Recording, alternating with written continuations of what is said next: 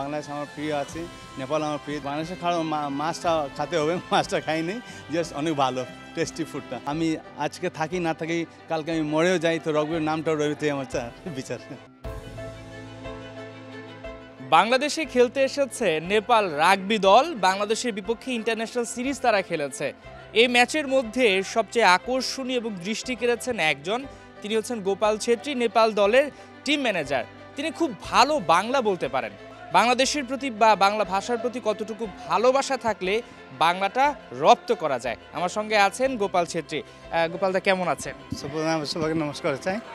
আমার বাংলাদেশ টিম রাখে আমার মনটা হলে কি গতকালের গেমটা অনেক ভালো ছিল, আর আজকের গেমটা আমি জিততে পারিনি, তার জন্য হলে মনটা চোট লাগছে, কিছু নেই। তার গেমটা অনেক ভালো ছিল, আবার এইদিকে আমরা বাংলাদেশ টিমটা অনেক ভালো খেলেছে।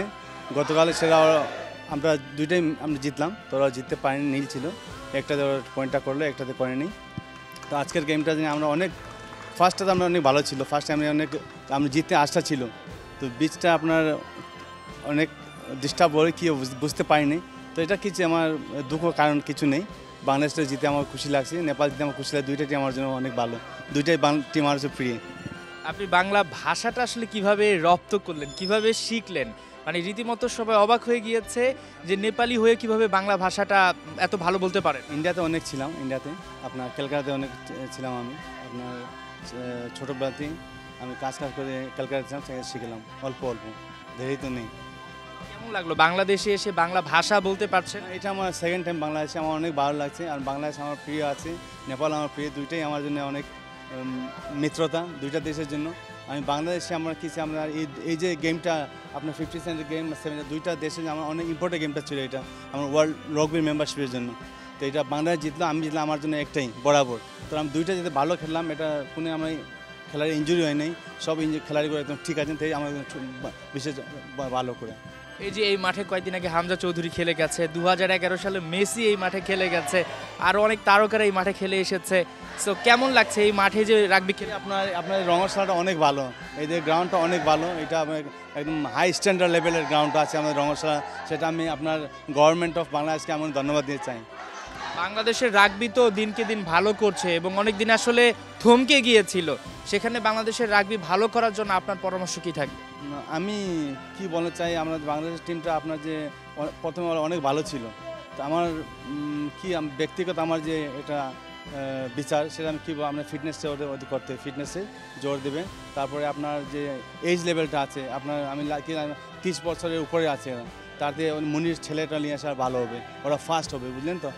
উনি এই দৌড়তে পারে না, এইটা 7 সাইডে সেই আপনার স্পিড চাই, 7 উইঙ্গারের স্পিড চাই। 15 সাইডে আপনি প্রেস করতে করতে করতে যাবেন, টাই ওয়েট রাখি হয়ে যায়, তো 15 সাইডে অনেক প্রবলেম আছে।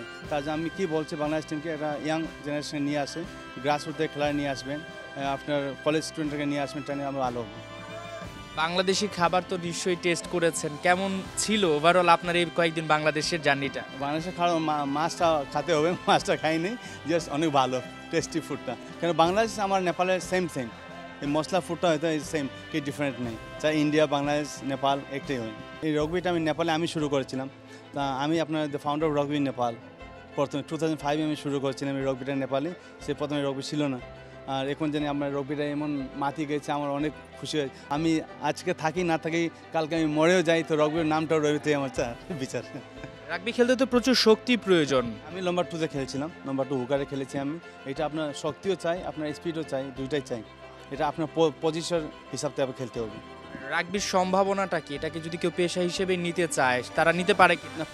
এটা পেশা মানে আপনার কি আছে, আপনার ইন্টারেস্টিং করা, আপনার দেশের জন্য। যেটা রগবিতে আপনার কি আছে, আপনার পেশা, আপনার বাইরের ওয়ার্ল্ড থেকে পয়সা আসবে, ওয়ার্ল্ড রগবিতে পয়সা আসবে, এশিয়ান রগবিতে পয়সা, সেটা আমার ডিফারেন্ট, সেটার কিছু হয় না, বুঝলেন তো। মেইন আপনার স্পন্সরশিপটা, আপনার ক্লাবের রাষ্ট্রের সঙ্গে আপনার দেশের এটা গৌরব, রগবি খেলা। আপনার যে রগবি খেলাড়ি অনেক খেলা আছে, তো আপনি একটা রগবি খেলাড়ি, যে আমি রগবি খেলাড়ি যখন আপনি বলেন লোকে, ওটা আপনার ছোট্ট একটা আপনার প্রাউড ফিল হয় অ্যাজ এ রগবি প্লেয়ার।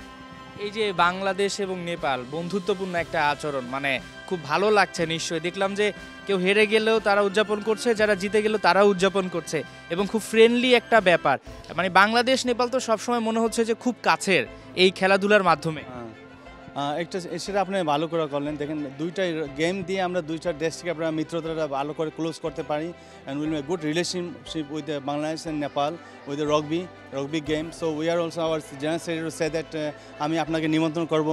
নেক্সট ম্যাচটা আমার নেপালে হবে, এই রগবি ম্যাচটা 15 সাইডের গেমটা আমার জেনারেল সেক্রেটারি বলে গেল এখানে আপনার সামনে। সেটা আমি আপনার যদি জলদি হয় সেটা আমি প্রয়াস করবো যে আপনার টিমটা আমার বাংলাদেশ থেকে নেপালে বলার জন্য। বাংলাদেশ ছেড়ে যেতে নিশ্চয়ই একটু খারাপ লাগবে, কালকে চলে যাবে। ভাবনা হয়ে যায় তো, আমার অনেক মায়া লাগে, কী লাগে বুঝতে পারি নাই, আমার জন্য অনেক প্রিয়। বাংলাদেশের সবচেয়ে কোন জিনিসটা ভালো লাগে? সেটা খাবার হইতে পারে, মানুষের বিহেভিয়ার। লোকটা ভালো লাগে, লোক এখানে যে আপনার মার্কেটগুলো আছে, শপিং আছে, এখানে আর্কিটেকচার আছে, সেটা ভালো। কি বলবেন বাংলাদেশি রাগবিতে যারা আসলে আসতে চায় তাদের উদ্দেশ্যে কি বলবেন? আমি সেটা বলতে চাই, আপনার যে প্যারেন্টসগুলো আছে, মা বাপ আছেন, আপনারা এই রগবি খেলবেন না, রগবি না যাও, এটা আমরা রিক্সি গেম, সেটা আমি বলবো না। এটা আপনার খেলতে খেলতে শিখবে, তো তা শিখে বসে আপনার সেফটি বসে থাকবেন। স্যার কোনো এটা আপদ মানে কী হবে কিছু, যে গেমে হয়, এটা রগবি না, জুন গেমে এটা হবে, বুঝলেন তো? তার জন্য ডরানোর কি কারণটা নেই, একদম আনন্দে খেলবেন, মজা লাগবেন, আপনার ছেলেকে রগবি খেলতে পাঠাবেন, হরেক এইজের হবে, হ্যাঁ। তাই আমি ধন্যবাদ দিতে চাচ্ছি আপনাকে, অনেক ধন্যবাদ। নেপাল থেকে আমি ইসলাম, আমার নেপাল টিম থেকে, আমার নেপাল অফিস থেকে আপনার সবাইকে ধন্যবাদ জানাতে চাচ্ছি। আপনার বাংলাদেশ টিমকে অনেক ধন্যবাদ, আপনি আমাকে বলেন বলতে কি আপনি আমার চান্সটা দিলেন, তার জন্য ধন্যবাদ। আপনাকে অসংখ্য ধন্যবাদ দাদা। আমরা কথা বলছিলাম এমন একজন মানুষের সঙ্গে যিনি আসলে বাংলাটা অনেক ভালো পারেন এবং বাংলাদেশের প্রতি তার একটা আলাদা মায়া জন্মে গেছে, যেটা তিনি বলছেন। আবারও তিনি বাংলাদেশে ফিরে আসবেন এবং রাগবিতে সবাইকে আসার জন্য তিনি আমন্ত্রণ জানিয়েছেন। হাসান সজীব, ৭১ জাতীয় স্টেডিয়াম, ঢাকা।